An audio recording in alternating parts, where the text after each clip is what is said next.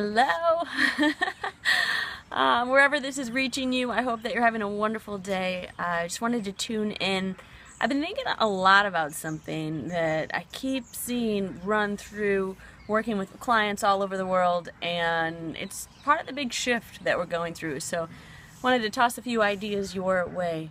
And today I wanted to really bring up the subject of holding ourselves. I think most of us aren't even taught how to do this from the beginning. So I meet clients every week who are struggling with this in some way, shape, or form. And I'm thinking, well, why is that? What's going on here? So what do I mean about holding ourselves?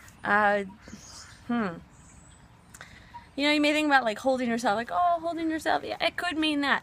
But really, there's so many ways that we have not been taught from the beginning how to really move with our whole being, and how to see ourselves as way more than what's inside of this skin, So holding ourselves, I mean this. We can look at it this way. Let's break it down this way. There's ways that we can hold ourselves with our mind, and there's ways we can hold our body, there's ways we can hold our spirit, there's ways we can hold our heart. But most of us are walking around or just not enjoying this mundane existence, or knowing that there's a whole lot more, and some of us are playing with that whole lot more, and some of us are still feeling very stuck. And many of us are somewhere right in the middle, like knowing that there's so much more to savor and to taste and to experience and to create, but yet looking around our everyday lives and still feeling a little bit stuck. I think part of breaking out of that stuckness is learning how to hold yourself. So, again, what do I mean by that?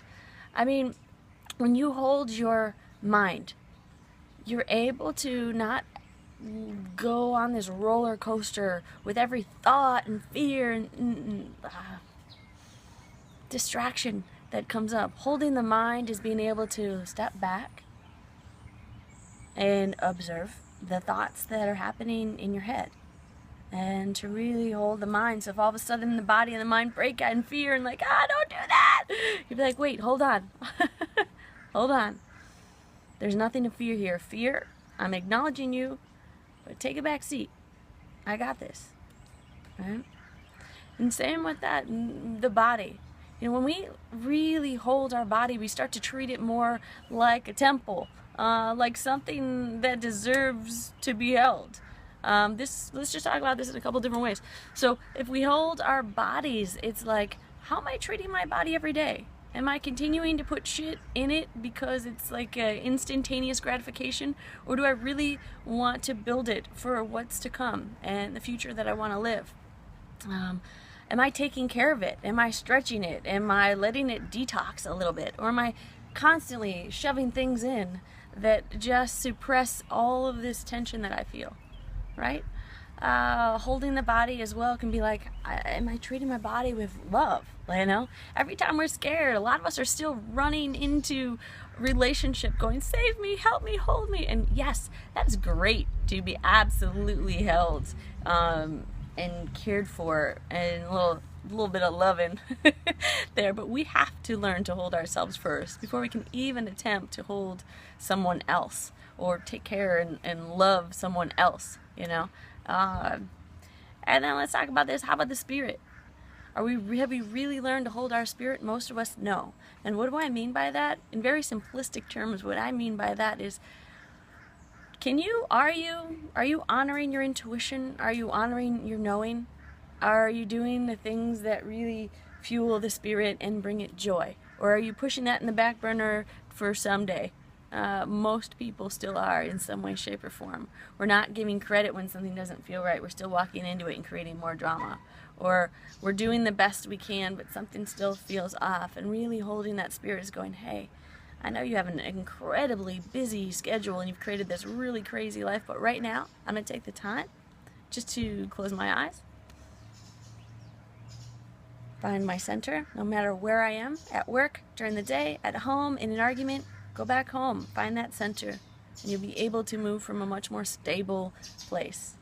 It's the simple act of taking a few breaths wherever you are, finding that's holding yourself.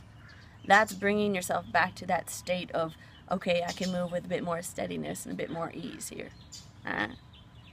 And again, nurturing that heart is really just, what am I doing to nurture myself? What am I doing to nurture the ways that my spirit and my soul want to soar? It doesn't mean changing your life 1,000 million 100%, but it can mean making these little shifts, creating these little rituals throughout the day that are self-care, fulfilling. If you're not going to make yourself a super nourishing meal, then go get one.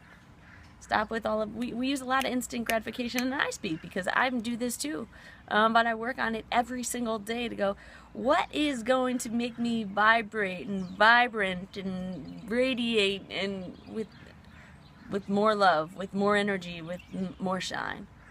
And it always comes back to, am I holding myself? Yes. Wait, no, not in this way. So there's your little thought for the day. Perhaps you have not been taught to hold yourself, but it is never, ever, ever too late to start. And those of you with babies and kids, we can hold them, but they really do learn from us. And they learn how to hold themselves by watching our actions. So take some time to learn how to treat yourself right. And to, shed what's not working. It takes effort, but it is worth all of the effort. And the love that grows inside of you is a natural magnet to more things that are going to care for you and love you for who you are and what you need. So take that time to shed. Grow that magnet for goodness by learning how to care for yourself and hold yourself. And come back to me. Let me know what you think. Let me know what's working for you, what's not, where you're still struggling. You can find me at crystalcubist.com. And yeah. I love it. I love when you write your feedback. Let me know what you think. Let me know what you're struggling with and how I can assist. I'm always here for you. Feel free to reach out. I have one-on-one slots every week too. If you're really struggling with something that could use a little like soul guidance, loving support with, I got your back. So wishing you a beautiful day. Love you all very much, and I'll be touching back home soon. Bye-bye.